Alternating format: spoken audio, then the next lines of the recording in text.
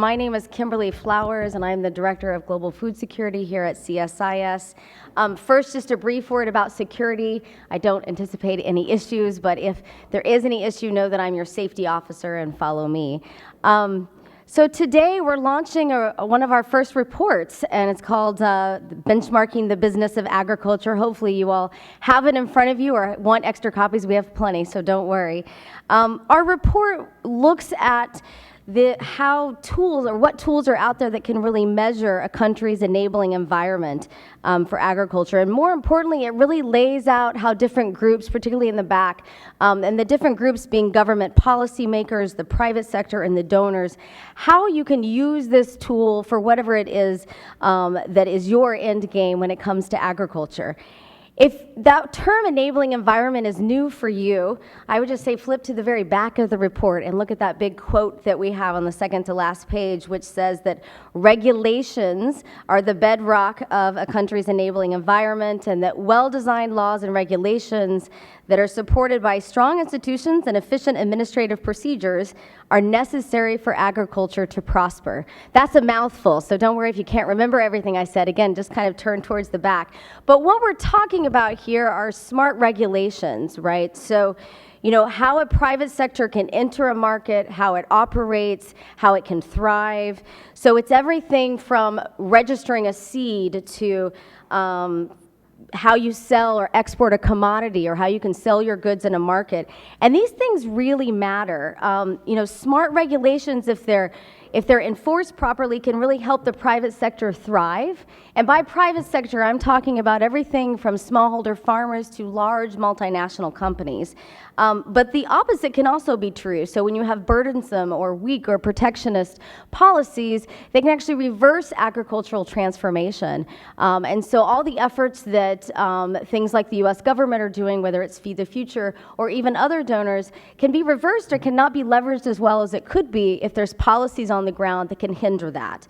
And so when you think about, you know, most of you in this room are well aware that last week the Global Food Security Act passed, which is groundbreaking and very exciting for particularly those of us who've been working in this world for a number of years. And what that means is that we know food security is going to continue to be at the top of the development agenda in the next administration, at least for the next 2 years, but my guess is more. And my hope, of course, is that policy reform and support for policy reform continues to be a big part of that portfolio. But what that means is, for the people in this group, is that we have to continue to understand why policy reform is important, and also better understand how to tell the story of how that enabling environment either, again, helps or hinders the private sector. Before we begin, we have a great panel today and a really good presentation to really understand, particularly the World Bank's Enabling the Business of Agriculture report. But I want to take a moment just to recognize Andrea Durkin. Andrea is the author of the report that you have in your hands today. Wave your hand so everyone knows who you are. Yeah, she deserves a good round of applause. Andrea has been working in this field from a long time in different angles, has a lot of the private sector and the trade experience, but she's been a joy to work with, so thank you, Andrea. I think not everybody shares my appreciation, understanding, and enthusiasm for policy, but you do, and it's just been really grateful that this is one of our first big reports to put out on this topic. So to really help us set the foundation for our dialogue today, we're going to begin with a presentation from Dr. Federicka Saliola. I hope I said your last name right. I should have asked you that before. Federicka has been working at the World Bank and leading efforts around measuring regulations and regulation processes for a number of years, but she's been working on this aspect of enabling the business of agriculture since its inception in 2013. What's important to note, if this is kind of new for you, while indices have been around for a while, whether you're thinking about the World Bank's Doing Business Index, which a lot of people are familiar with, is this really a new thing when it comes to agriculture? In our report, we talk about the Agri-Index and how from USAID, and that sort of started to kind of lay the foundation.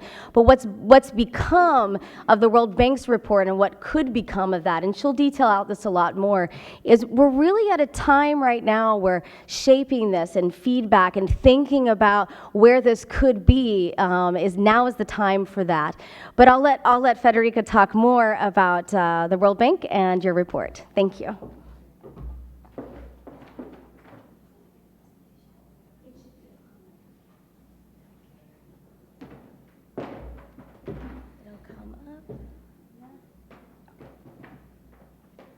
Jillian will help. We're just going to make sure we have the presentation.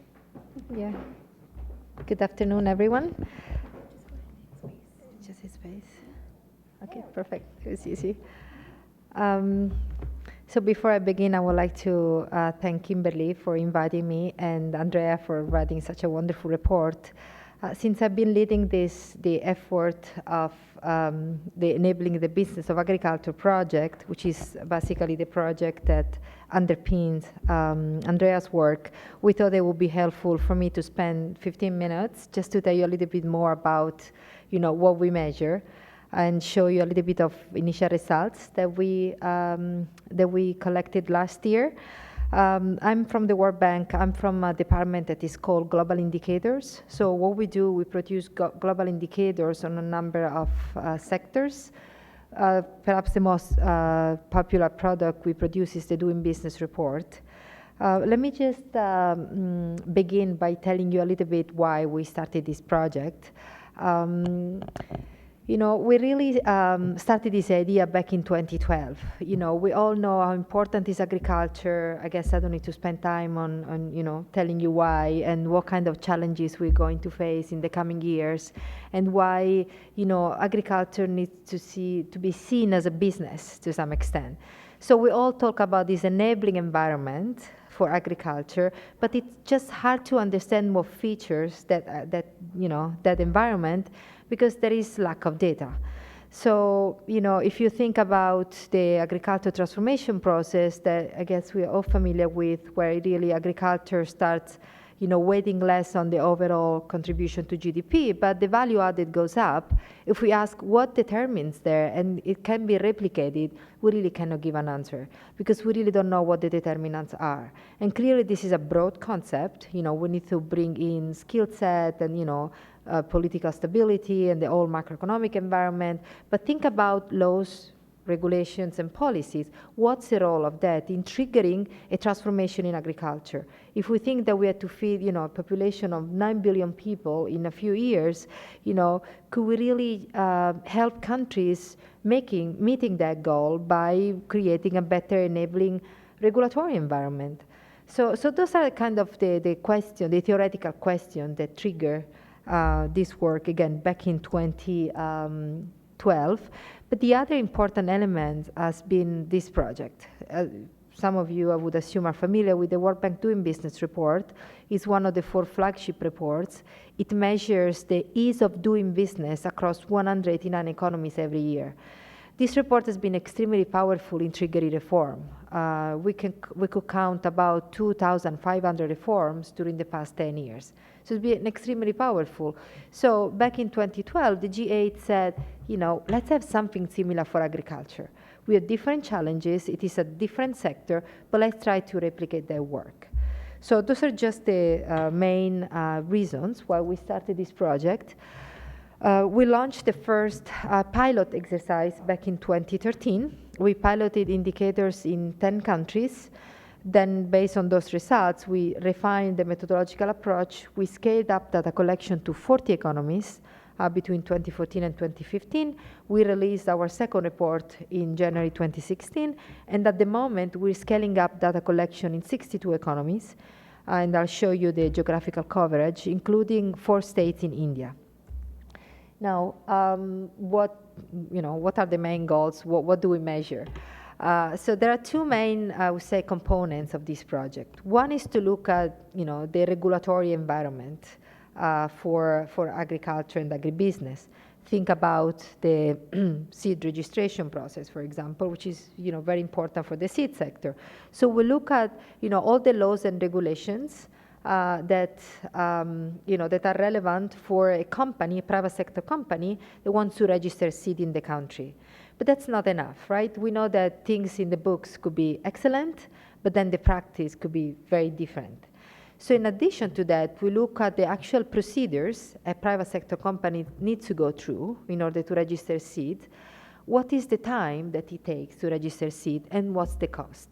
So we call, again, this is just an example for seed. We have 12 indicators, but this is just to give you an example of what we measure, what we call the transaction cost of complying with regulations. We have the same example for fertilizer, for markets, and so on. So again, the objective is to give policymakers across at least the 62 countries we covered good practices. So countries can easily compare each other and learn from each other. It's very powerful to compare countries. There are clearly trade-offs, and I can talk more about this later, and how you develop global set of indicators. We missed the depth, but it's still pretty challenging to do so. But it's a great leverage to trigger policymakers' attention. Now, those are just I already explained that, so the two indicators that we measure. Now, let me give you an idea about the thematic coverage. So we have 12 topics. The topics that you see on top are the 6 topics that we piloted back in 2013. So, it's mainly input. So we have seed, fertilizer, machinery, finance, transport, and market. Now, those 6 topics that we piloted in 2013 were scored in the report that we published in January 2016, this year. And everything is on our website. Now, in addition to that, this year we're collecting data, we'll be scoring land, water, livestock, ICT, environmental sustainability, and gender. Now, clearly this is a complex project, but if you think about agriculture, you need the input side, but you also need the enablers. We can't just look at land or water without looking at finance or transport, right? And at the same time, we also need some cross-cutting topics like gender and environmental sustainability.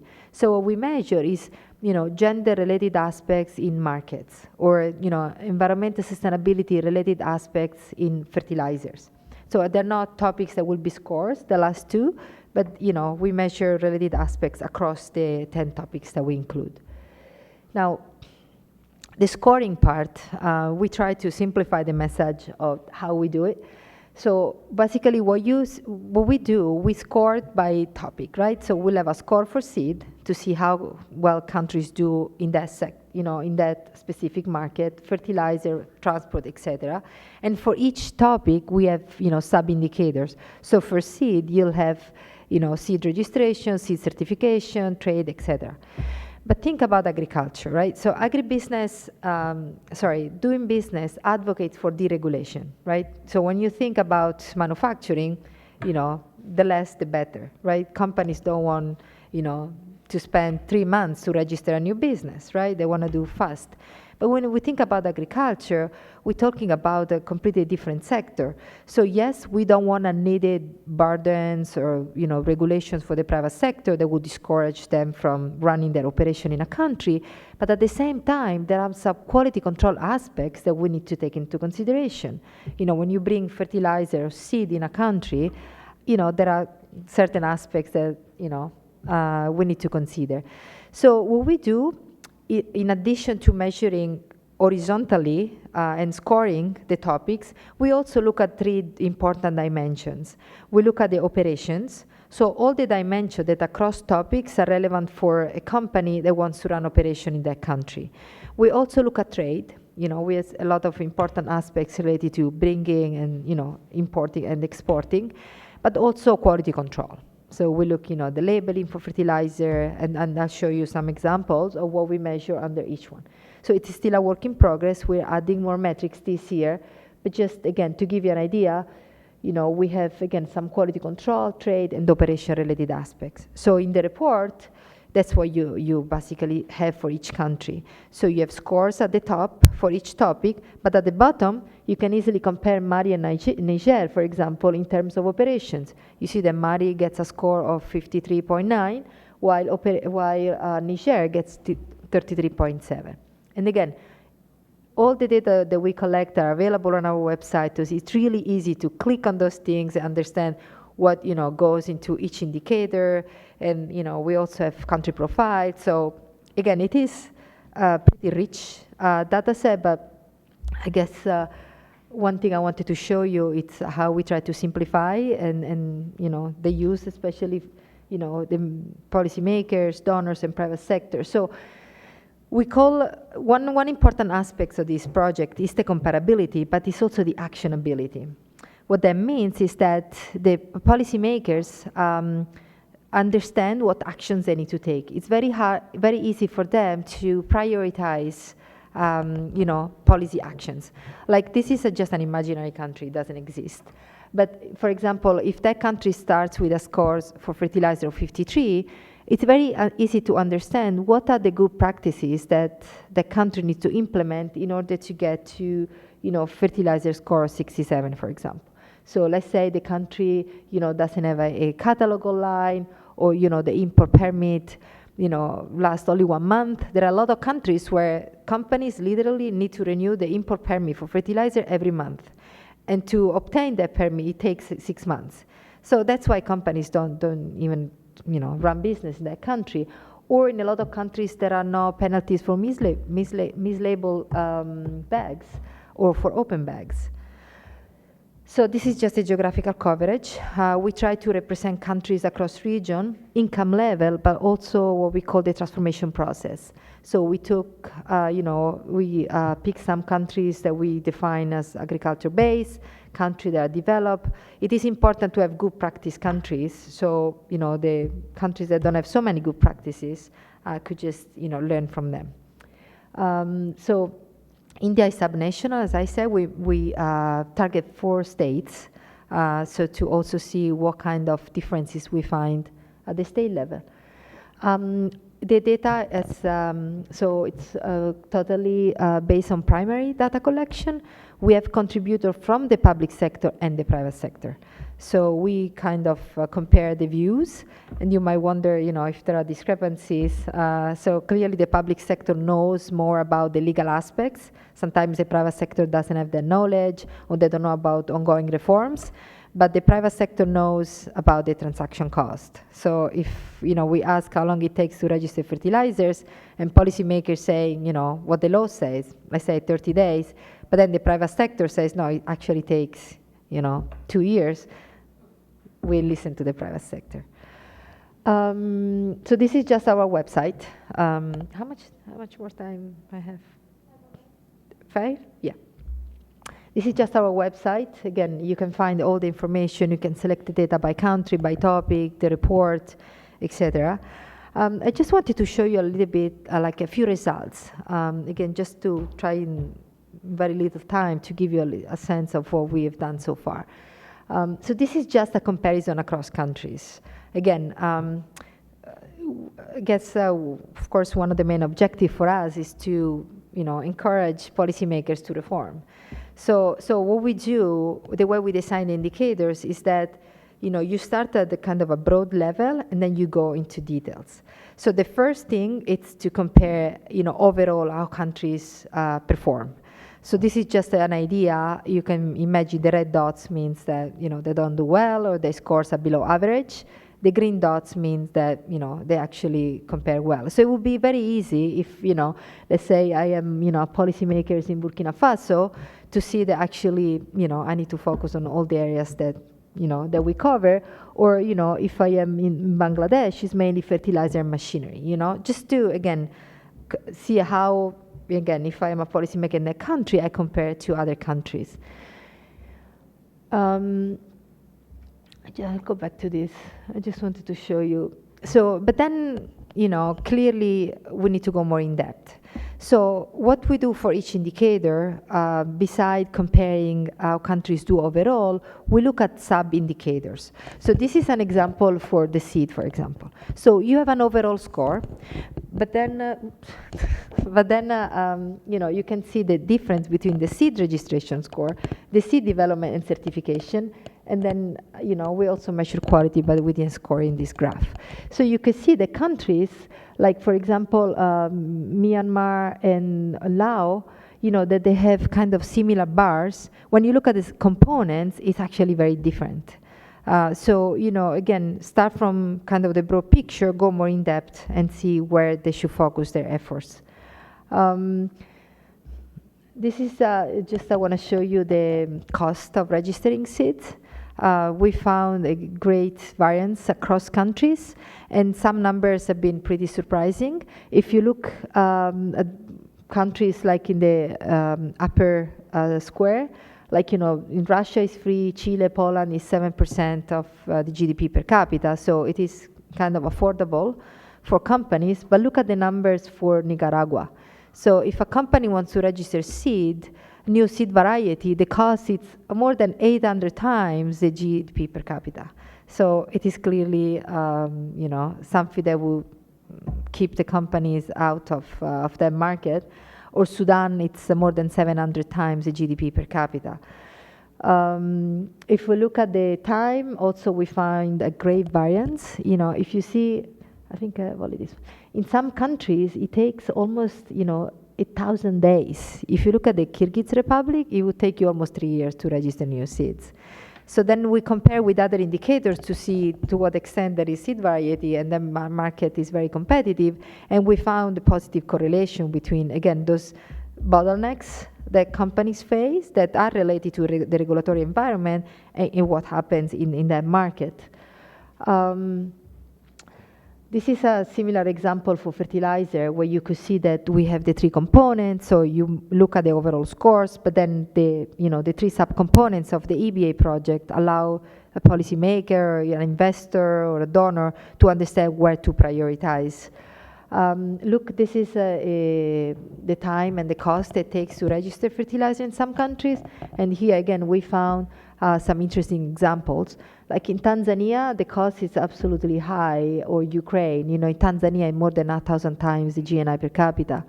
Or look at the time. In Nepal, it takes, 4 years, I guess. It's like more than 1,000 days to register new fertilizer. Same thing for Bangladesh or countries like Uganda. It's still, 2 years. So we found a lot of interesting results, or at least they show that there is some room for improvement. Before, I just would like to show you a few things about what we also measure. So we also use our indicators to look at 2 important dimensions. One is the non-discrimination against the private sector, against small companies and foreign companies. And we find that there is a lot of discrimination in place to foreign companies, but to the private sector itself. In a lot of countries, the private sector cannot register new seed varieties, for example, or cannot really be part of the variety release committee. Or, in some countries, very prohibitive for small companies to run a business, especially if you look at the finance, the only source of finance could be commercial banks. And we look at a lot of aspects related to financial inclusion. We look at agent banking, or, we look also at alternative forms of collateral, warehouse receipt, and those things are not, I don't have the time to show you the results, but all these things are not in place in a number of countries. And finally, one thing, I just want to conclude with this one, is that, so when we started this project, we faced some skepticism saying, okay, if a country runs agriculture, agribusiness in an efficient way, it means that, they have quality control, the quality aspect will pay for it.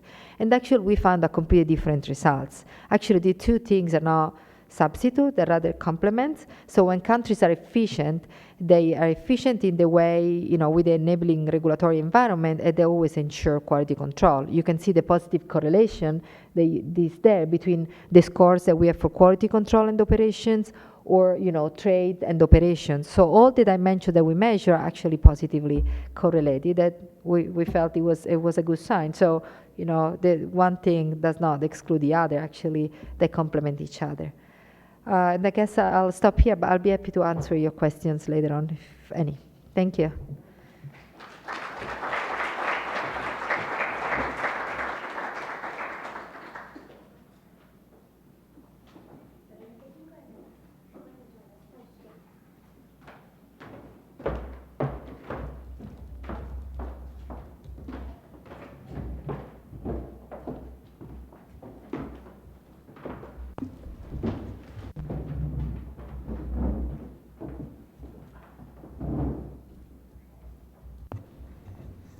Before we get started with our panelists, if you don't mind, Federica, I'd actually like to ask you a question or 2 now. Is that okay?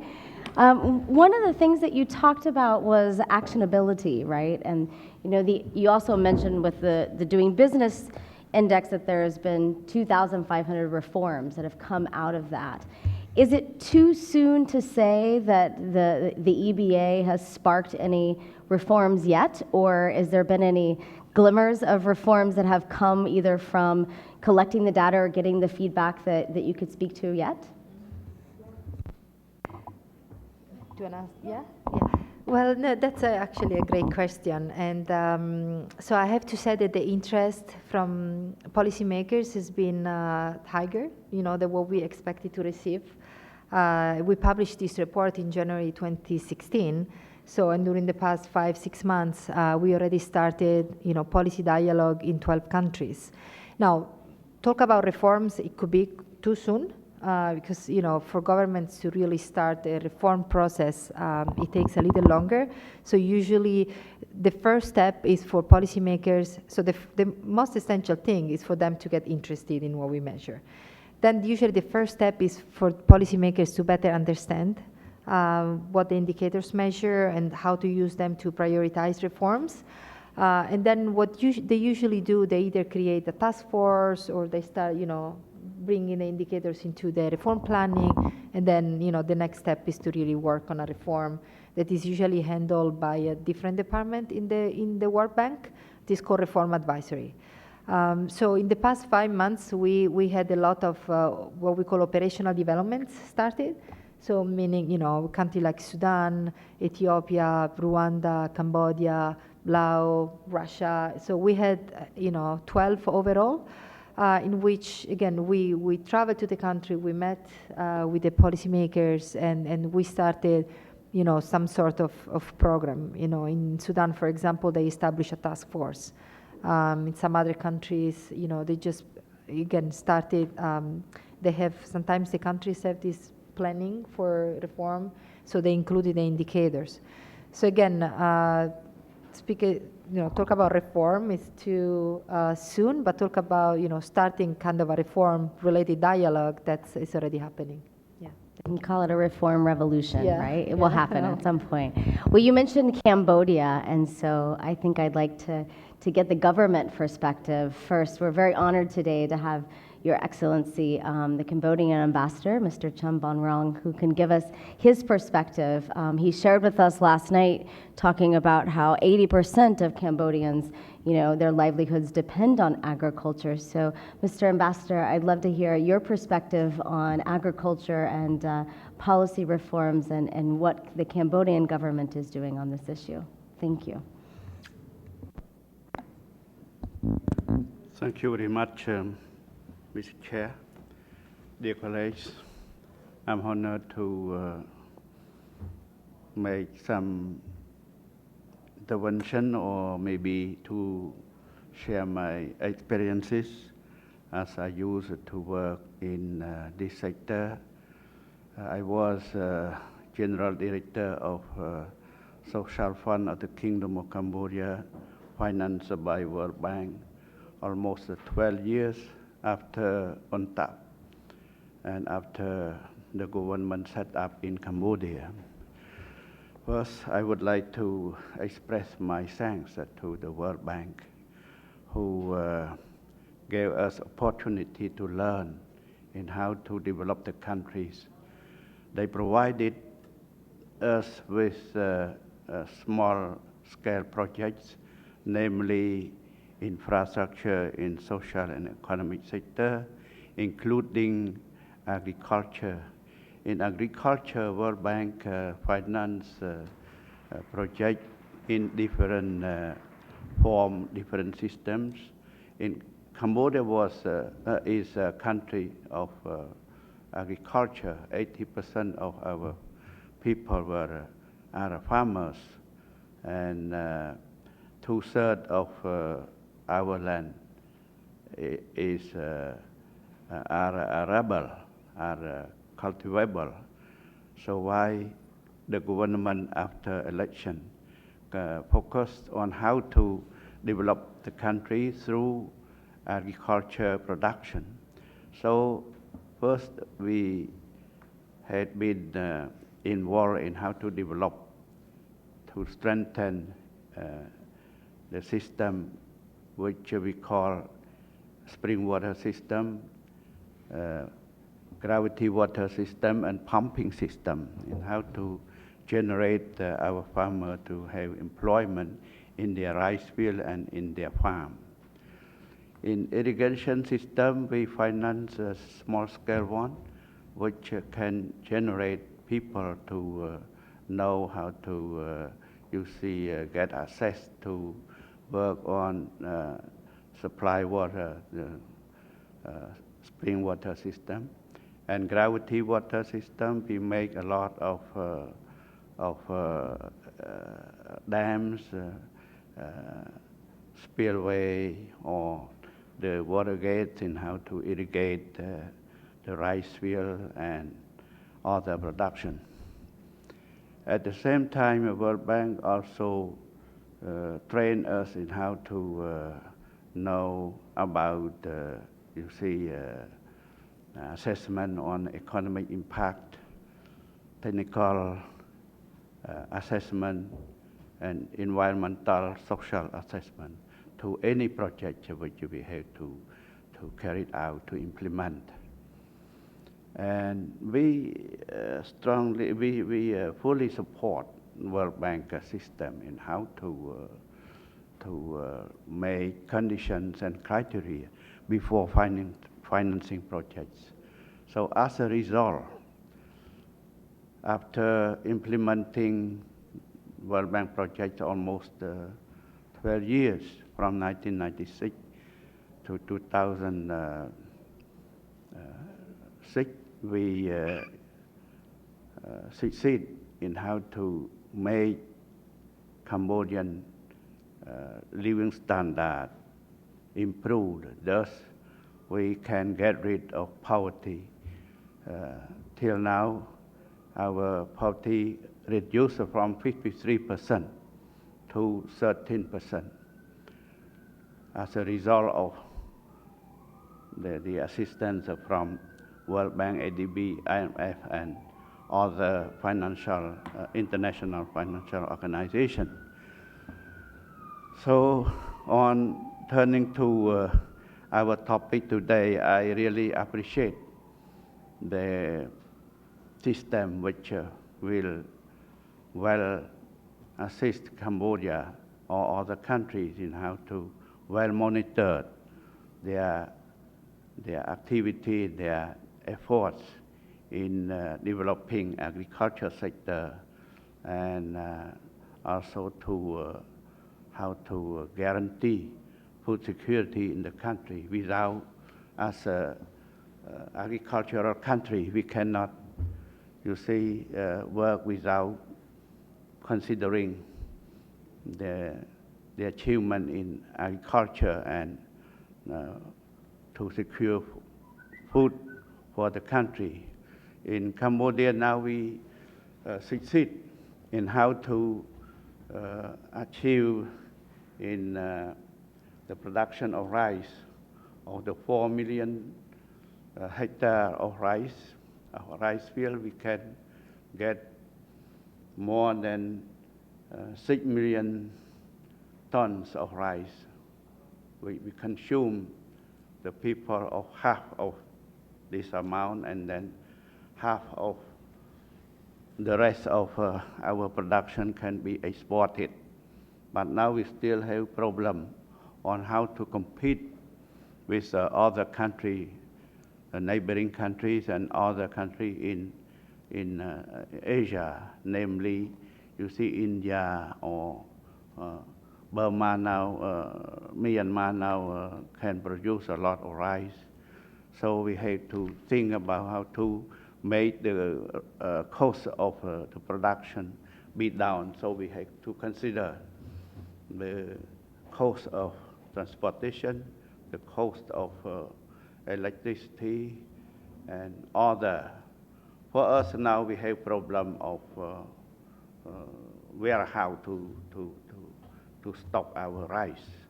As we lack of silo, we have no chance to to stock our rice. So our paddy now collected or bought by neighboring countries. So we have no warehouse to stock our production, rice production. So we now work with USAID in how to help Cambodia to build a warehouse to stock our rice to meal rice. We lack also the meal rice in how to produce meal rice to export.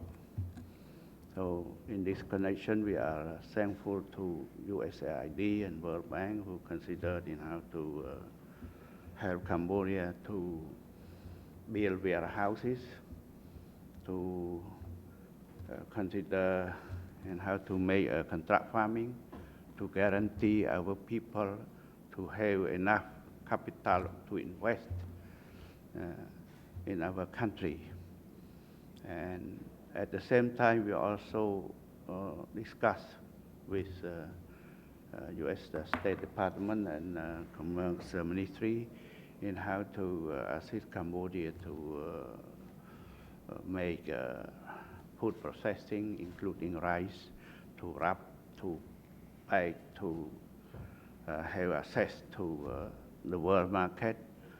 For the time being, we export more than 300,000 tons of rice to EU, while we cannot export a lot to USA. To America, we can only import here more than 3,000 tons. So we had to find the market for our farmers to secure their work, their production, otherwise they will face bankrupt. If we cannot, facilitate or coordinate to find market for them, their production should not be exported. So traders can distort, exploit their production by giving them with a low cost. So finally, they cannot, subsidize themselves for those. So they had to flee the country to find work in neighboring countries and how to get money to pay to the micro bank, to other people in how to get back their collateral after they had to put their farm, their land, to have capital to invest in their production. So in this case, the government have to find in how to buy and collect rice from them, collect production from them, like cassava, like corn, soybean. We have no access to international market. So in this case, their production faced with bankrupt. They cannot sell their products, so thus they have no income. They cannot pay the lender. They become poor, and they had to go out from the country. So this is the situation which we think may be happen also in other countries. In this case, we recommend World Bank and USAID now to consider the assistance as they promised to help Cambodian people and other people in the region, as we are in the process of integrating ourselves into TPP, which will be the partner of USA. I hope that USAID will consider how to make our people be reliable, credible partner to America and other countries. Thus, our people can get employment. Thus, our people can work and secure their life in their production, in agriculture, in their country. We expect that in the future, as we have a policy of helping, subsidizing people to have their work, their investment in agriculture, we hope that they can develop and succeed in their project. Thank you very much for your attention. Good. Thank you so much, Mr. Ambassador. I'd like to turn now to Devri. You have a really interesting background in that, you're a Cargill for 12 years. You're also on the board of CNFA. So, and now, of course, advising people around sort of regulations. And so you have sort of a broad background coming at this. So I'd love to hear your perspective. Great, thank you. Well, I think the ambassador's comments highlight the imperative of the report, not only domestically, for example, in Cambodia, but His Excellency also mentioned the need for Cambodian farmers to access other markets. So we really appreciate those comments, and thank you for the opportunity to speak. And I'm honored to be part of the discussion because personally, any of you who know me know I've dedicated my career to agriculture development and the policies and regulations that facilitate that development. And Kimberly, you mentioned sort of this career evolution of whether it's been working for a private global food company who's invested in nearly 70 countries in the world, and having the opportunity to work with our businesses on the ground all over the world, and advocating with governments on the right policies, or whether it's currently advocating for clients in these spaces, or being on the board of a nonprofit cultivating new frontiers in agriculture, and our Vice President of Programs, Russ Webster's here today. I think what has been achieved here is about enabling the business of agriculture, and I'm all about enabling the business of agriculture. So it's wonderful to be with a community who has that same orientation. And before I go any further, I want to congratulate the World Bank, Frederica, for the efforts that you've made here, because the Doing Business report is really, indicators are really important for private sector. But as we all know, food and agriculture tends to be the most protected sector worldwide. And so actually having a report that's granular and gets to that sector and those issues is absolutely critical for advancing the ag development. So congratulations to you all. Congratulations, Andrea. A good friend who I've seen also evolve through her career, but this is a really important contribution to moving forward, so I commend CSIS and Andrea. It's a real class act, and I think it brings us all together around SDG goal number 2, and as a reminder, our collective goal of ending hunger and achieving food security and improved nutrition and promoting sustainable agriculture. So if we're going to achieve this goal, global goal, we need some things that will unify us around that, and I believe that's what the EBA does.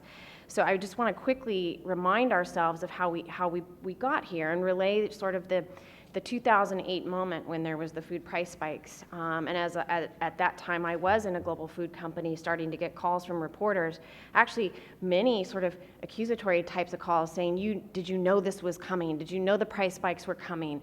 Yeah, it's all your fault. And so began the moment where we all began to educate the global collective consciousness on the complexities of the industry. Of course, we saw that coming. We saw there was gross underinvestment in agriculture for years and years and years. And we also knew that there were lots of what I would call warts in the sort of the policy infrastructure globally. Whether that was a lack of movement on a WTO Doha agenda, whereby we know agriculture held that back in many ways in advancing on the Uruguay round, or whether it was continued compliance or non-compliance of some of the Uruguay round commitments. And so the private sector has been going around the world trying to convince government by government, or even some regional architectures of government, on the merits of policy issues like allowing for distribution rights, not only for their local folks, but for other foreign players, having that sort of equity among investors in places like China and Vietnam and Indonesia, where I personally remember these conversations, or where there were overnight implementation of export bans, whether they came out of Russia on wheat, or we all saw what happened to the Argentine beef sector, for example, or whether price controls had gone in that really impacted the ability for some of these entities to actually turn a profit and reinvest, because the prices that they were controlled under actually didn't cover their operating costs. And so there have been a lot of these things that have been in place for a very long time.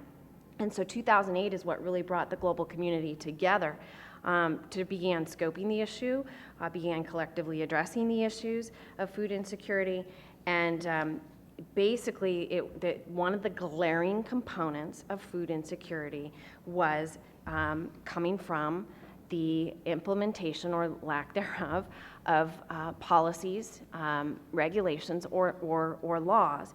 But at its core, we have to step one step back and realize that it's not just the policies that are creating these challenges. It's actually a failure of leadership, because it is the leaders that implement these policies. And so because it takes leaders to advance good public policy, we need to recognize the courage they need to have in the face of narrow special interests. And so that's why this report is actually quite important. The CSIS report highlights that out of the 2008 crisis and the 2009 World Food Security Summit came this focus on country-driven or country-owned plans, which is absolutely critical, that there are national approaches to basically looking in the mirror at what's holding back the investment, and it hits on issues of good governance and institutional capabilities within the countries, not only just the actual policies that are being implemented. But still, even if you have in-country plans, that doesn't let the national or the global community off the hook. We can't develop, countries cannot develop these policies in vacuums. That's not how countries will continue to attract the investment that they need. So in order for this to occur, it has to happen in a sustained manner, which means that you have the in-country plans and also sort of the recognition of we're all in a global community here. And so we all come together with an EBA because we know that we're coming together around the food crisis. Now, one thing we all know is that at the moment there is a food crisis because there are people out there, 1 in 6, that are not getting access to enough food, or affordable food, or adequate food, the right types of food, the right types of calories. But I would submit that we know there's enough food in the world. So it's not a food crisis. It's a lack of distribution and basically the policy facilitation to get that food there. I want to submit that the crisis that we all face now, and why the EBA is quite important, is we will be able to, I am convinced, because I'm an optimist, but also because I know how industry will perform, I'm convinced we'll meet the need of the 2015 production goal. What I think the crisis is, though, is that there's a lack of perhaps working together as industry players. And when we have a fragmentation like that, coupled with sort of this policy infrastructure that needs to exist, we will be facing a crisis of the efficient deployment of capital into these markets. And so what EBA does, and excuse the pun, but I really like it because it's agriculture, is EBA sets the ground rules for governments. So let me give you a few reasons why EBA is important, and these ground rules are important. Is one, the EBA validates the narrative that the private sector has collectively provided to governments over the years, not only at the national level, but also at regional levels in places like APAC and Mercosur and ASEAN, and at the global level in these multilateral discussions at the WTO. So the validation of the narrative is critical. EBA is taking an operational and a tactical approach, I believe. These are the things that governments can do. Don't wait to solve the overall big problem, but these are the things that governments can do. It's within their power to empower farmers and other actors in the supply chain to succeed. So tactical and operational. Third, it raises awareness among government stakeholders, which is really important. Governments care about how they're being scored. 4, it creates a healthy system of peer pressure in that regard. Among the governments, regionally is important because it will maximize the value of the regional supply chains. And I'm thinking of Central America, for example, where I've worked quite a bit. And the fact you have a U.S. Central America Free Trade Agreement, but Central America is not integrated itself in the policy and regulatory frameworks. 5th, it creates competition between governments for attracting investment. And as a side note, We see some of this where governments are reaching out for private investment. I've seen governments sort of popping their head above the clouds, coming to the private sector and saying, look, here are the things that we're doing. And so this system of this creation of competition is really healthy. And the EBA is starting to point out to governments where they rank. 6, I think it facilitates continuity when there's political change. So that if there's a new government elected, whether it's the same party or a different party, this is a scoreboard, this is your dashboard, this is what you've received from your other government, and this is how you move forward. So it's that continuity that investors are looking for that's really important. And 7, I added one as I was sitting here, which is it's a target for the direction of the capital. It creates targets for the direction of the capital. So I was initially thinking this, in terms of the private sector, oh, great, here's the great score, money flows that way. That's not necessarily the only benefit here. It's also where are there needs where there are lower scores in terms of directing capital or investment to build capacity in some of these countries in these areas. And so I think this efficient deployment of capital is really important, not only just for the physical investment on the ground, but for the the capacity that needs to be built in these other countries. So that's the reason. That's the reason I think the ground rules are important. I mean, that's what the ground rules do. Now, let me just quickly say why they're important, and then I will stop talking. First of all, regulations are on the mind of the C-suites. You'd be surprised that CEOs and other executives are talking about regulations. It is one of the top issues that matters to business continuity, profits, and growth. And I don't mean that in the sense of, oh, gee, there's more regulations. It's actually, my experience in working for a global company is that companies want regulation, right? Because that creates the fair playing rules. They just want good regulation. And they want consistent regulation so that there's not a sort of a difference for one set of actors versus others. So this is on the mind of the C-suites. Second, the world's competing for capital.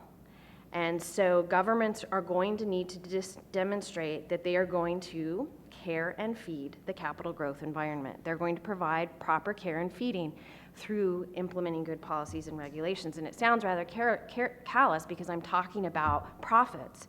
But let's remind ourselves that profit is not a bad thing because it can be redeployed and reinvested in the market.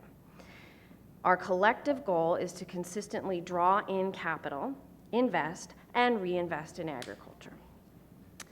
Third, investors need to be convinced, not just big investors, but small investors like the farmer, for example, or some of these funds that have developed, or just the traditional industry themselves. They need to be convinced that the environment, maybe it's good today, is also going to be good tomorrow. And so they're all looking, investors are looking for all these bright spots across the globe, and they're going to explore those, and they're pressure testing the system, and then they invest. And so that's why the EBA, as it continues to come out over time, will be really important. And so those are the reasons the ground rules matter for ag development. Let me just give you some final thoughts on limitations, because again, anyone who knows me knows I am an optimist. So of course I think this is a brilliant idea and a great contribution. But on the limitation side, the EBA is not going to catch everything. In fact, investors are still going to need to do their due diligence because there are things that simply cannot be reflected there. And the EBA will have a time lag. And so, investors are investing in real time. Sure, they're thinking for the future. This will help inform that, but it's also going to have a time lag. And so perhaps this is an idea.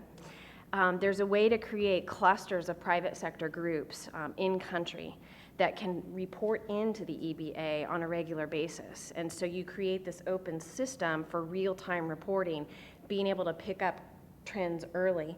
And this will really bring the EBA to the stakeholders. I liken it to if you're in any organization and you do a 360 review of your colleagues, you know what those are, and you don't always like what you hear. But it would be a way for there to be candid and continuous feedback looped into the EBA process. So those are some of my thoughts. Fantastic. Thank you so much. just want to say, I really agree. And we always talk about we have to increase production, by 2015 because of the population. But we already have enough food, and we can increase production. It's all about distribution. But I really like the point around the distribution of capital as well. I think that's not discussed enough. So thank you for those points. Justin, let's turn to you now. You have everyone's bios, those who came out on your handout, but I think one of the reasons I was so excited Justin was available for this panel is he really is, he's like 2 in 1, because he's the right bureaucrat from USAID and Bureau for Food Security because of his role there, but really what he is also an agribusiness owner himself, and he spent a lot of time, particularly in Asia, with his company dealing with hazelnuts, and so he really understands this from multiple angles, and I'm really grateful you could be here today, Justin. Thanks, Kimberly, and thanks for having this important panel, and thanks to everybody for coming. This is exciting, and like you said, I have my both hats. I'm on my USAID hat, which I will talk about, and why we at USAID love the EBA and why we have been investing in it from the beginning and sort of very involved in the establishment, and why we'll continue to support EBA. But also, and I think, Deborah, you pointed out right on so many of those issues from the private sector side as a former investor in agribusiness in Asia and an operator on the ground. Many of the things, almost everything you said was absolutely what was on my mind all the time. So it's great.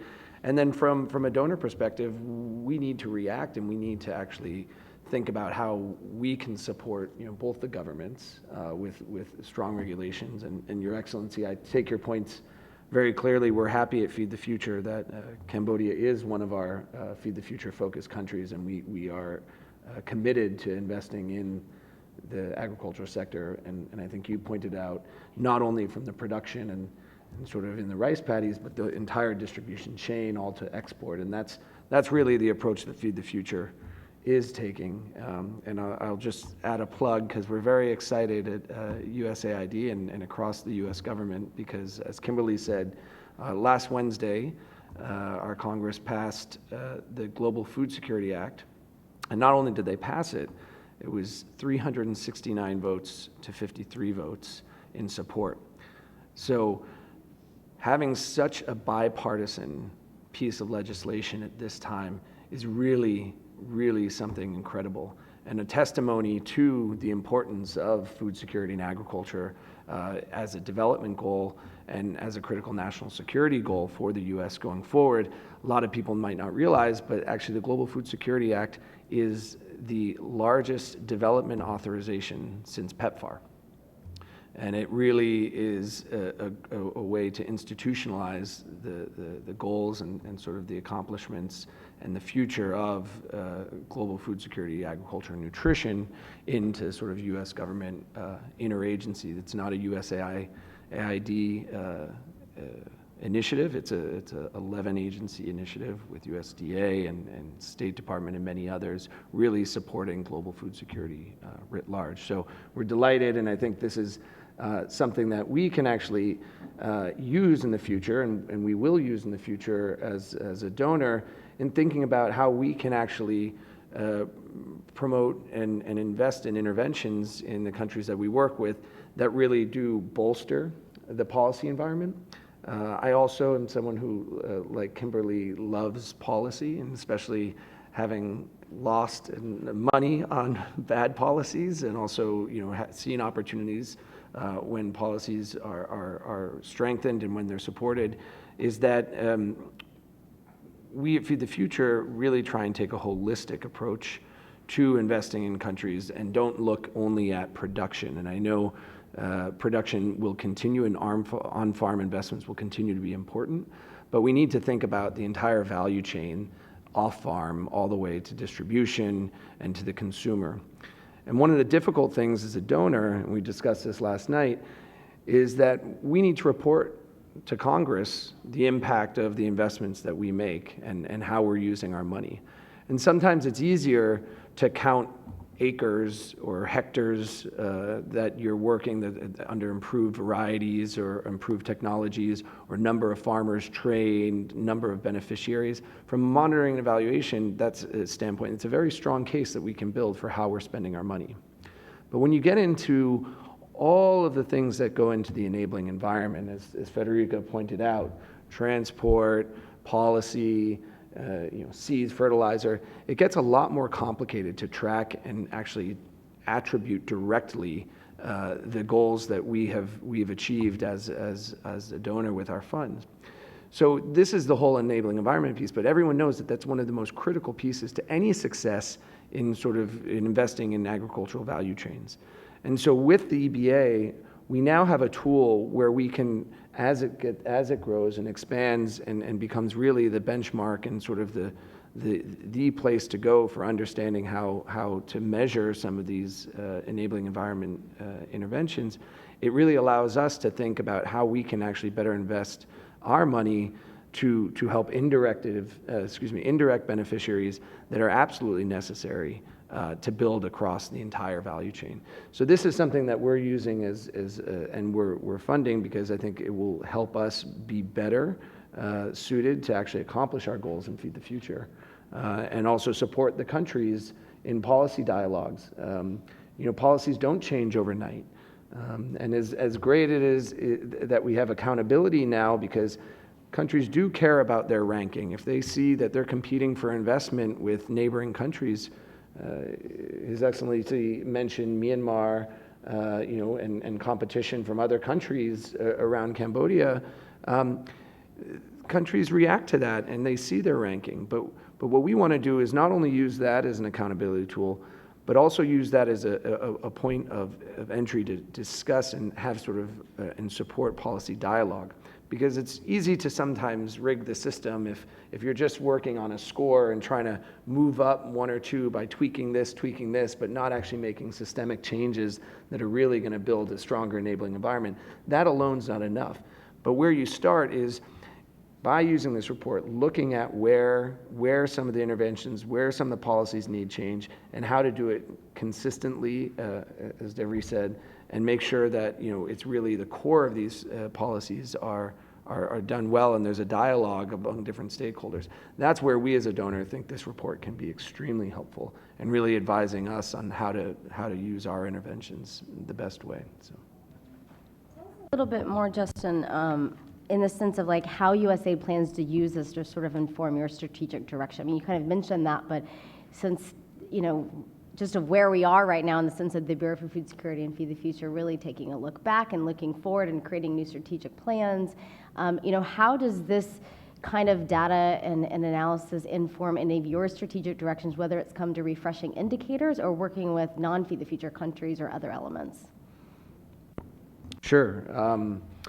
And what Kimberly is referring to is that, in 2009, when President Obama attended the G8 in L'Aquila, he stood up and said and recognized many of the issues around the world with the global food price spikes and the issues that Devery mentioned, and the declining investment in agriculture over years, and pledged $3.5 billion that leveraged $18.5 billion from other donors to really support food security and put it on the map. And through that, that's how Feed the Future was created.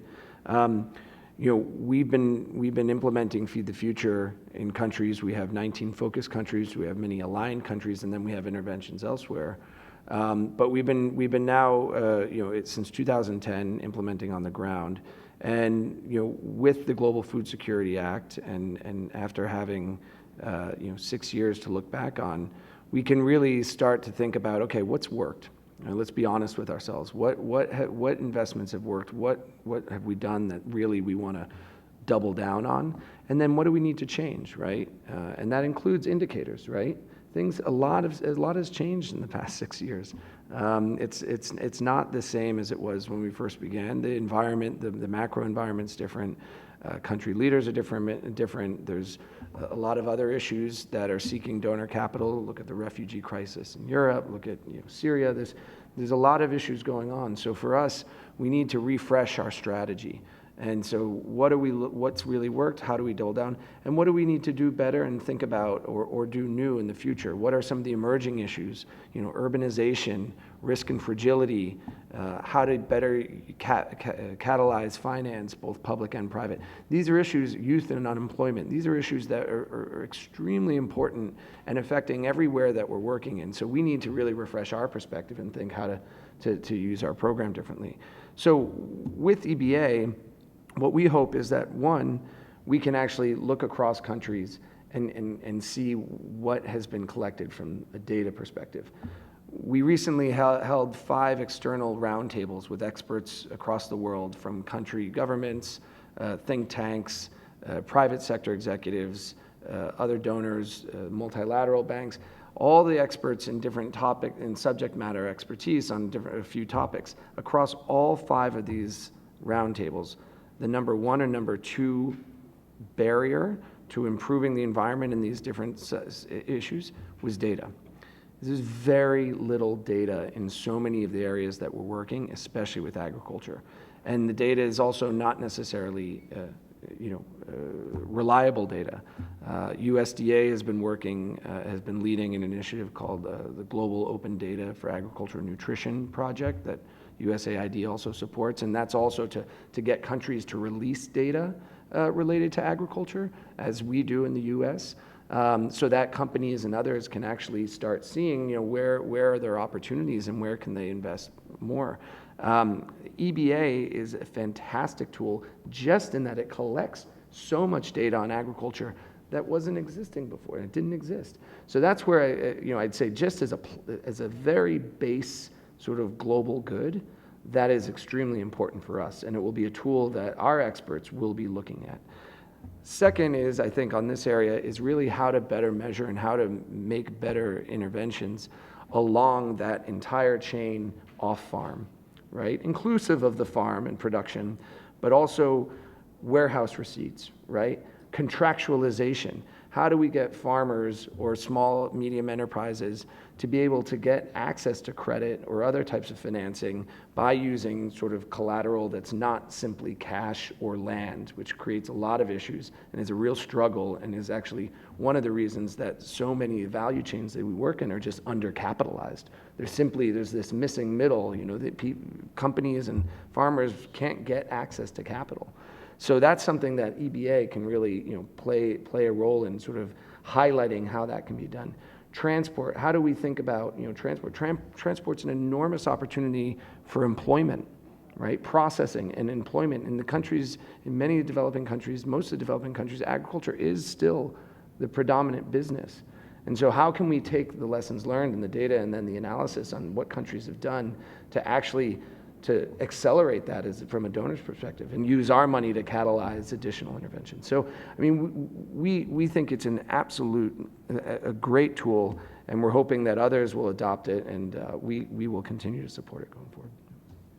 I want to turn back to Devry for another question, in the sense of, when you were looking through the EBA or even our paper, when you think about, was there anything missing? I know, and Federicka talked about what they're going to add more of next year, what they've already done, but did you think that there was enough on whether it's market expansion or trade, or it's a lot more on supply? Did you feel like that the indicators are pretty spot on for what private sector is looking at, or what would you like to see sort of changed in the future? It's a good question. Sorry. I think at the moment you're hitting the right elements, and what I really appreciated was the sub-elements and then putting those in perspective, so you don't just get an average, but you get okay, they're good here, but not necessarily here. I think, and this is really hard to capture, I focused on that component of leadership. If there's a way to really get at the general openness of the the policy, how do I say that? The policy consistency government-wide, right? So you have different groups that are responsible. You have a food agency and a government agency, or a USDA, a farmer agency, and then you have maybe health, et cetera.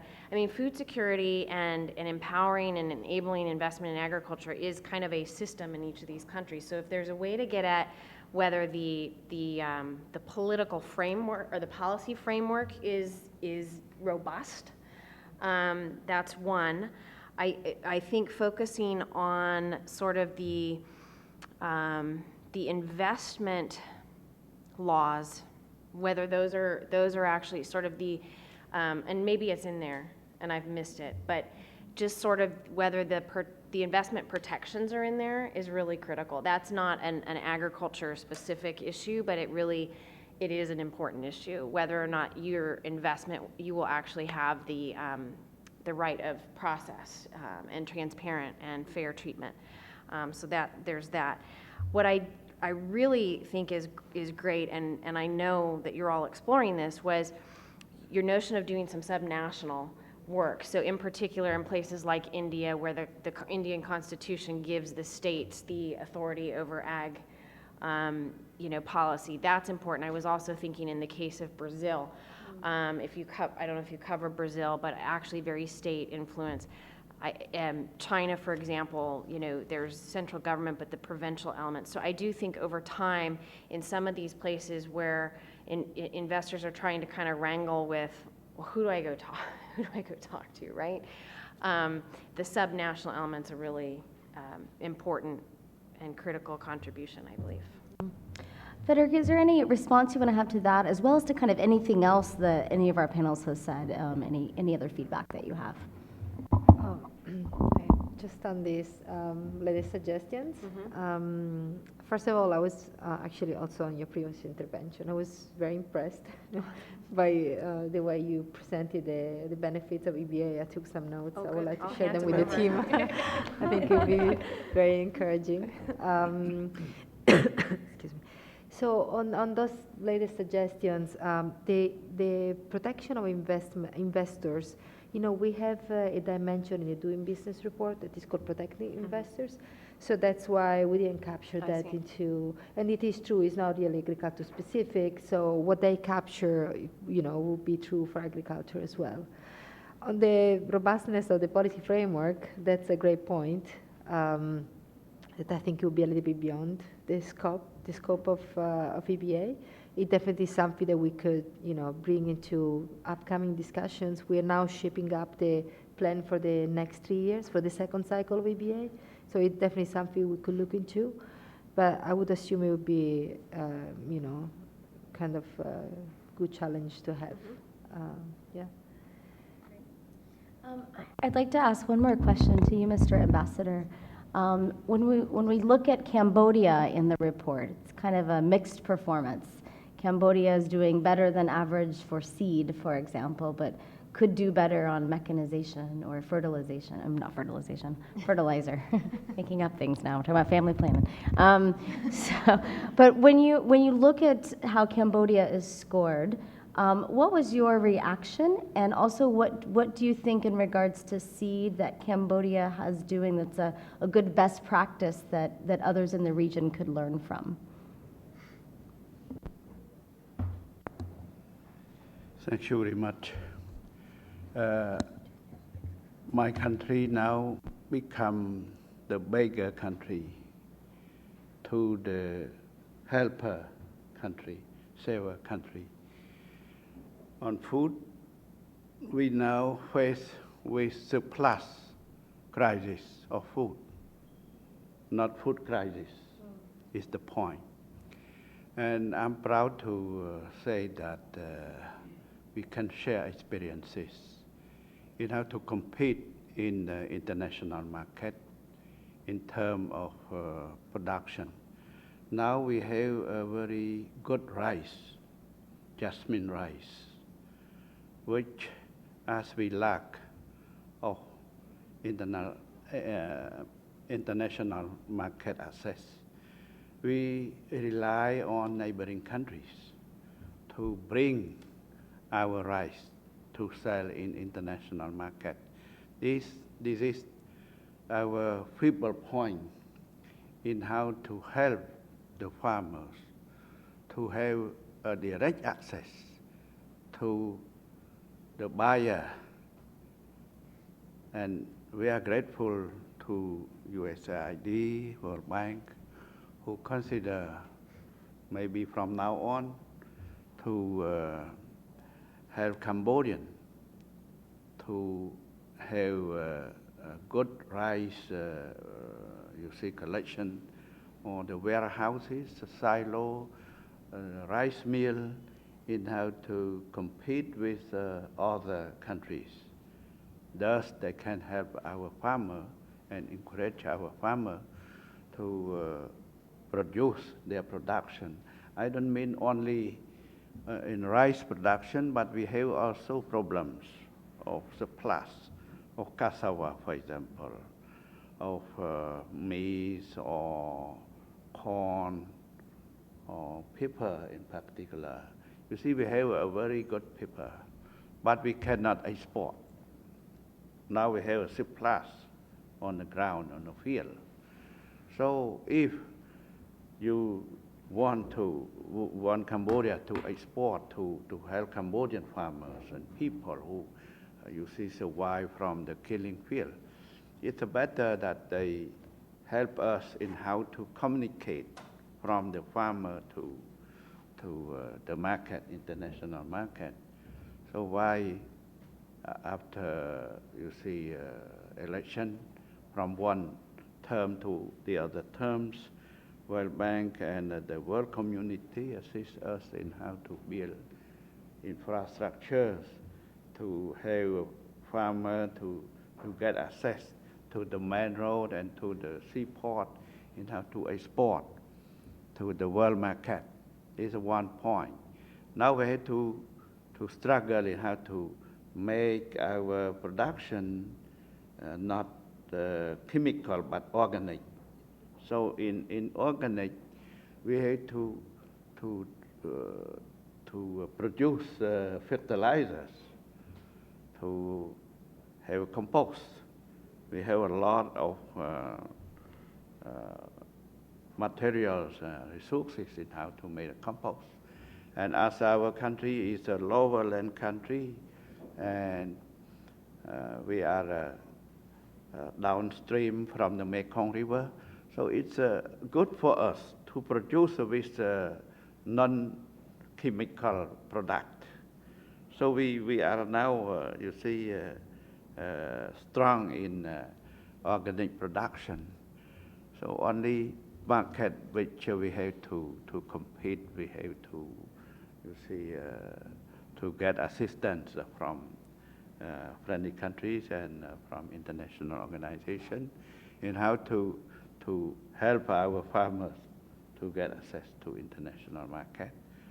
But as I told you, the warehouses, silo are important.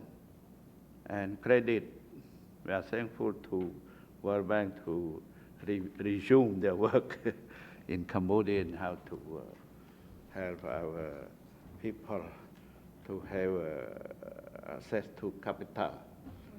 We lack of capital, we lack of credit. So why we are thankful to see that if you can consider contract farming. So through contract farming, we can, you see, request the people, recommend the people how to produce their production to meet with the requirement from the world community, as now we need to have organic production. So I'm sure that Cambodia, not like other countries who have their land not you see, natural one is exhausted, and they use a lot of chemical product in how to produce their production. So for Cambodia, we are fresh. So we can assure that our production should be natural one, not the chemical one. Thank you. We hope that you can help in this sector. Thank you very much. Thank you very much. You know, looking around the room, we have a lot of experts in the room, so I'd really like to turn to you and see what questions and comments you have for our panelists. I like to usually do like 3 in a row, so raise your hand. You can direct it directly to a particular person on the panel, or maybe you have a general question or a comment. We'll take that as well. Or you have none? Is this even possible? I will call you out if I need to. Yeah, go ahead. We'll be coming around with microphones. So when you get the microphone, please state your name and what organization or affiliation you're with, so we know who you are. Thank you. Yes, I'm Jerry Hagstrom with the Hagstrom Report and National Journal. I have two questions.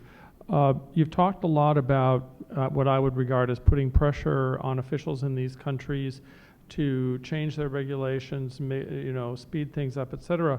But what if they tell you, well, we just don't have the facilities to do this? And the most obvious comes when you think about the approvals for seeds and fertilizers, and I would say that there is some fear that companies might come to these countries and want to use products that may be either only allowed in limited use or not allowed at all in developed countries. Are you going to provide financial assistance to them to improve for example, their food safety regimes or their regulatory approval processes? And secondly, from what Justin said, I'm wondering, in 2009, when the price spike was up there, food was a really hot issue. But today, the world is talking about low commodity prices. So I see Kimberly nodding. I mean, we don't have that same impetus today. I can't see people, for example, Congress going for more money for agricultural research because there's just not an impetus there. So how do you find the atmosphere for focusing on these issues?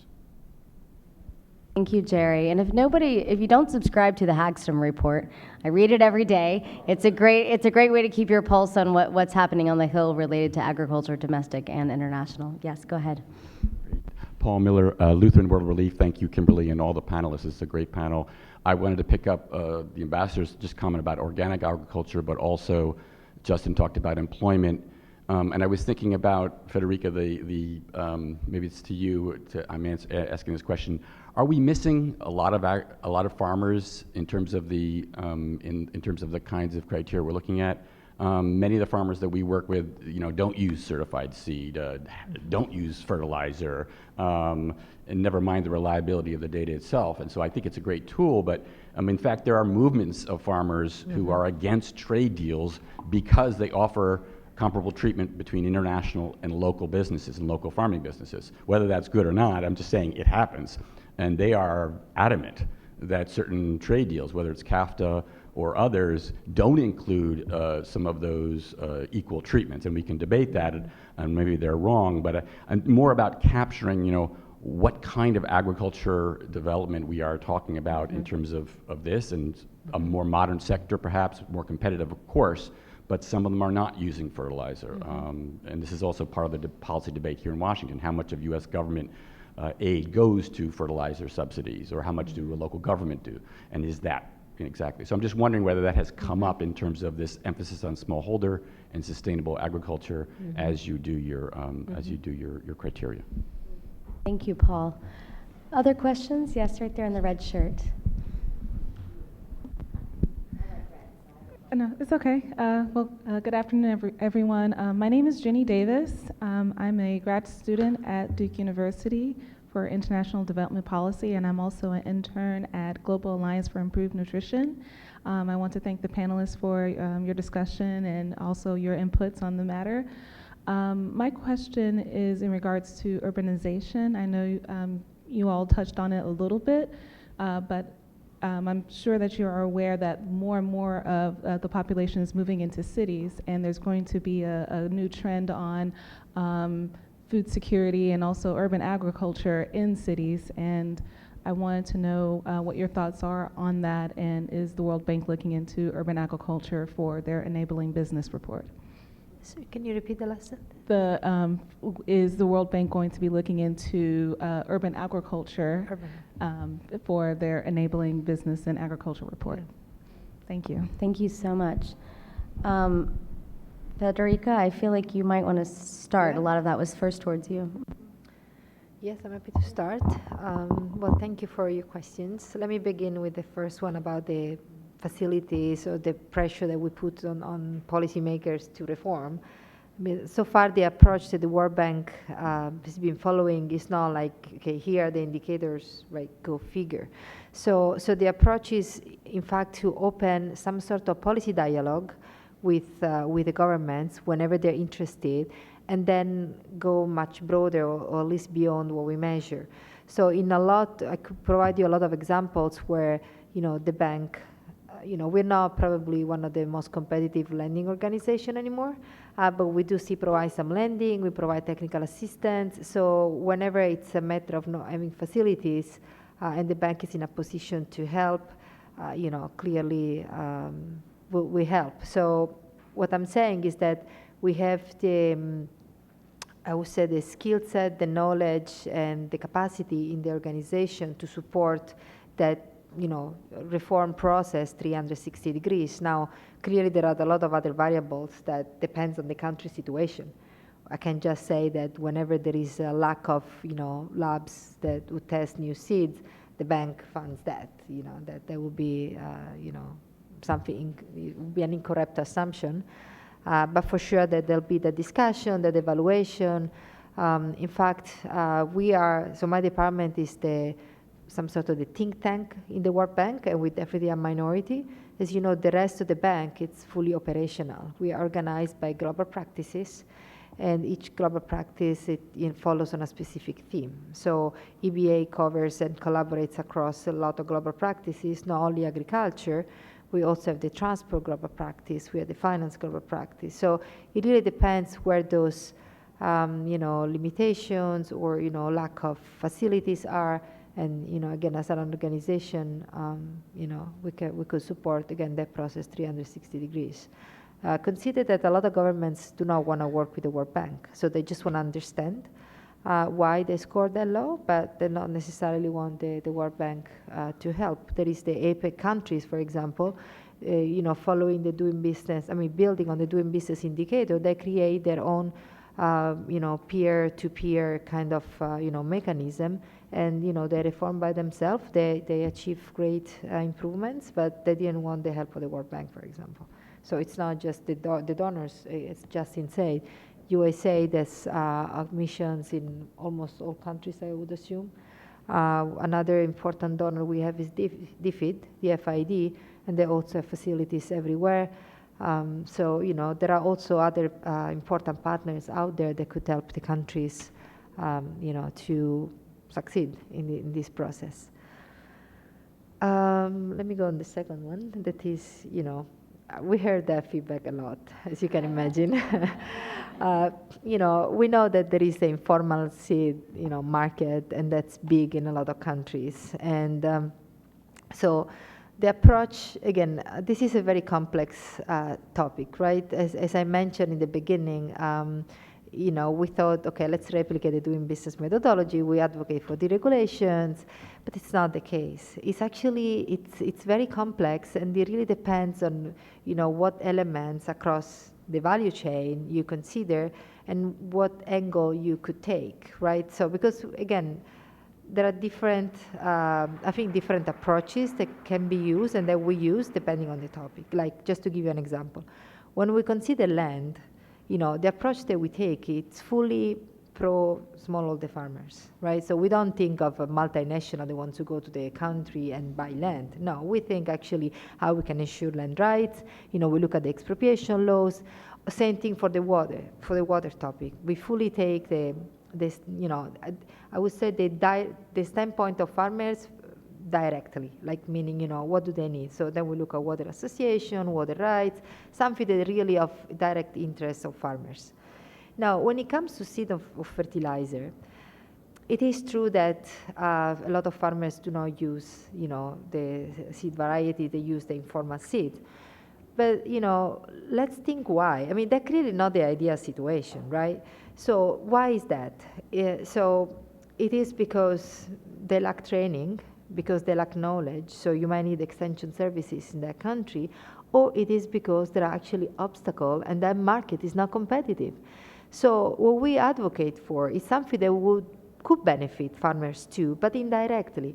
So let's make them market competitive. Clearly, the 800 days to register seed is not acceptable. So you won't have many players in that market.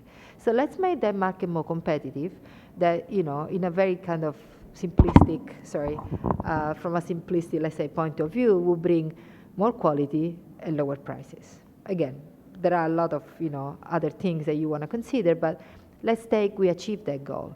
Now, if there is more variety, more availability in the market, then perhaps farmers could use it. Now, you might need other actions. Again, training, extension services. We need additional things. But again, what we observe is that in a lot of countries there are no players. We go to a lot of countries. Really, there is one seed company, one fertilizer company. So then, there is no competition in the market. So again, we still think of how we could help the farmers to get that, but it's more from kind of indirect perspective. Same thing for trade. Clearly, small farmers are not involved in that. But if you make the, import-export easier, and you're able to export more, or to bring clearly more. Although we don't focus too much on the import side, could help in the end all players in the market. But again, for a lot of topics, the approach is that, let's focus on issues that are directly relevant for smallholder. Again, as water, environment is the same thing. Gender, clearly we'll look at that. So, but it is, again, very, very complex to look, across the 12 topics that we measure. Yeah. Then on the urban agriculture, yes, it's definitely something that we are considering. I guess not just the World Bank. I think there is a lot of attention from a number of stakeholders. So it's been also considered for EBA, depending on the topic. So what EBA does measures the capacity of certain markets across the value chain. And in a lot of cases, we look both at the urban markets and the rural markets, but with a focus on the urban ones, because again, at least that's the forecast that there'll be more population in the urban areas. So we factor that in the design of our indicators and the data collection. But still, how soon that will happen, and to what extent that that will be the case, it's also a little bit debatable. I heard there are different school of thoughts. Actually, there are some other important stakeholders that see the rural areas as very critical ones, and so we still need to pay a lot of attention to those areas, and so we haven't given up with that. Even when we look, for example, at the ICT, we especially focus in rural areas. A lot of areas, yes, we know they don't even have internet connection. So yeah, that has been our approach. I see Justin taking notes. Do you have other comments you want to add to what was said or not? I didn't know if you were writing notes for that reason. Well, hi, Jerry. Nice to see you. I just wanted to maybe respond to Jerry because he was asking, and I'll try and keep it short. But I think it's a good question on seeds and fertilizers. Shouldn't the government be playing a sort of a arbiter and protecting the people and farmers against bad seeds and fertilizers? And absolutely. But I think sort of what Devery said, and I'll talk a little bit from I'll put my business hat on and maybe share a couple of anecdotes, is that a lot of companies actually want strong regulatory regulations on seed and fertilizers, because it evens the playing field, and the food safety issue is a huge one. If you go in many countries in Africa and Asia, and I've seen this and I've dealt with it firsthand, is there's so much counterfeit product, both in seeds and fertilizer out there. And so a lot of companies would actually prefer to have very strict regulations so that they can actually rise above all the counterfeit production. And if they're investing, for example, His Excellency mentioned contract farming, if companies are providing seeds or fertilizer to farmers, it's absolutely in their interest that those are high-yielding seeds and that the fertilizer is actually working and being applied correctly and isn't counterfeit. So I think there are bad players and bad companies out there, and they should go through certain processes. It's just making sure that those processes are fair across the chain and not subject to monopolistic companies who already have the entire market share, and that there's actually consistency in how the rules are applied. When I was first starting my hazelnut company, we were using tissue culture mostly, and then importing nuts as well, and through quarantine process and whatnot. Tissue culture is xenic, so there wasn't an issue on the importation as much, but we had to work for a long time to get those permits. We had a consultant organization from another country come in and say, oh, that company is probably using GMO, which was not allowed in the country at the time, and there's a lot of political issues around the world on GMO that often look beyond science, but are it's a very, to your question, and I'm not going to get into the whole GMO question right now, but we were accused of using GMO hazelnuts.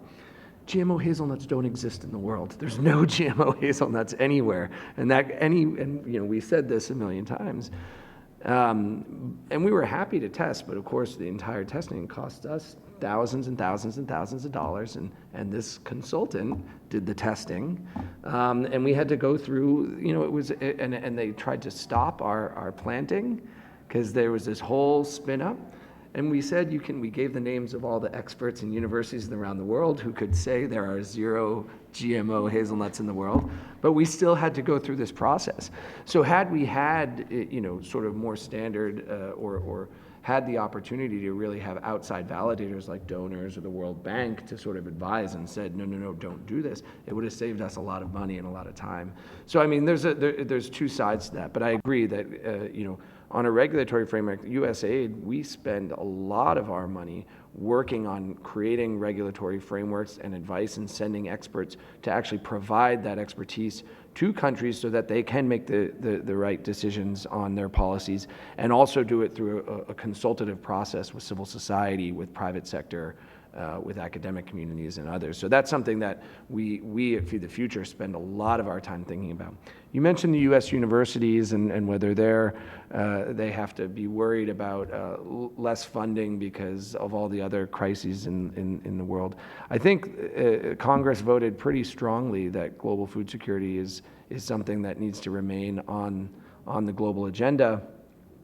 In October, the Directors of National Intelligence, the chair issued a report, I'm sure many of you have seen, on food security relates to how does food insecurity relate to U.S. national security. And it basically outlined over the next 10 years how this is going to be one of the most critical issues in many parts of the world where we have the largest stakes from a national security perspective.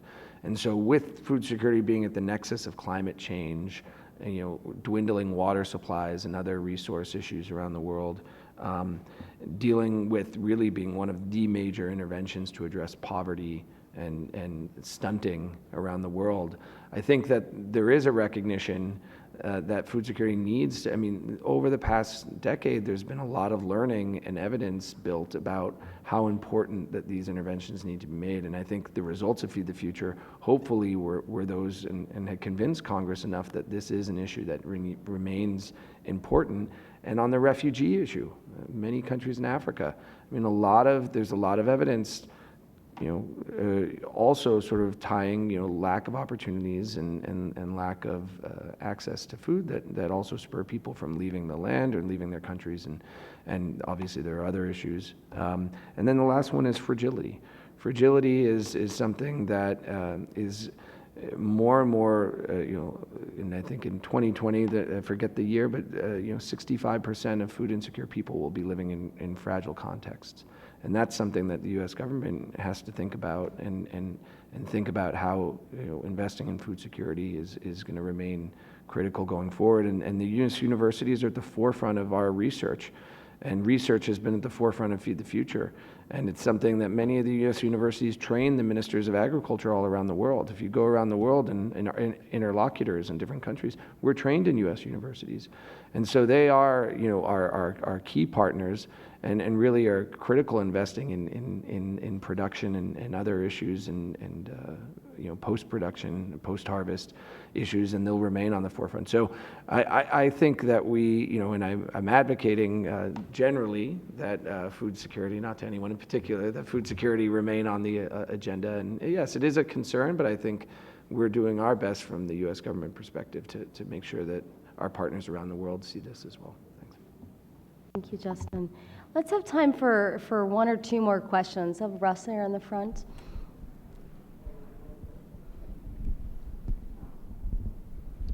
Thanks. Russ Webster with Cultivating New Frontiers in Agriculture.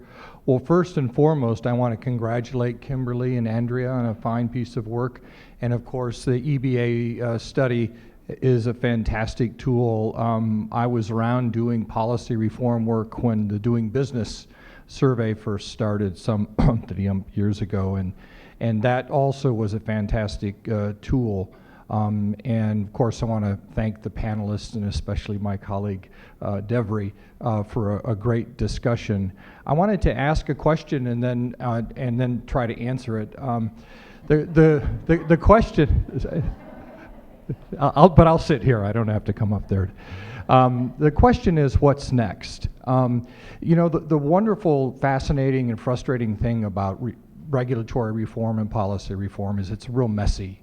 And I really, really appreciated the focus on transaction costs that you brought up. And I really love those two scatter plots. And I think those scatter plots tell the story because going forward, there needs to be more competition in the economy, just like there needs to be more competition in agriculture, because the private sector is going to drive the changes in terms of creating more secure agricultural production and food security for people in general. And the transaction cost issue, it's important to recognize that there are two sides to that transaction. There are the regulators or the agents, sometimes who are rent-seeking in nature, as we all know, and there is the private sector that's trying to go about doing its business. So the question is, what's next? I think what we need to do is to, first of all, congratulate ourselves on bringing together information, data, and definitely continue to collect more and more data. You mentioned policy dialogue and dialogue with governments. Devry made a very, very astute observation that it comes down to leadership. I would just suggest that part of what's next is tapping into the private sector leadership. And clearly, folks who are in governments around the world, they have friends in the private sector. And we have to all recognize that there's a whole informal economy going on, which is of varying sizes, and there are relationships that turn that 4-year regulation, that 4-year licensing example you put up there into 4 days. I mean, we all know that sort of thing happens, but private sector more and more recognizes that for them to grow, for their countries to grow, there needs to be reduced regulation, more competitive playing field. So I would really encourage that part of what's next is to really tap into that resource in the private sector. Businesses of all sizes, small businesses in particular, stand to gain from a fair, leveler playing field. So that was my question. That's my answer. And I will say that CNFA and many other organizations that are working on these issues would be very happy to cooperate and to collaborate and to bring some of our private sector partners to the table to talk really and to raise awareness about how their businesses are being held back, how their economies are being held back, and to get them pushing leadership just as we're trying to educate and inform leadership. Thanks very much. Thank you so much, Russ. I think that also was a really excellent wrap-up and conclusion. So we'll just pretend that Russ was also our closing remarks, because that was, no, it was well done. I'd like to thank our panelists and thank Andrea again for the topic, and thank you all for coming. It's really nice to see so many people engaged in this. I want to wrap up a few minutes early to give you an opportunity to talk to our panelists as well as each other, but let's give a round of applause to our speakers.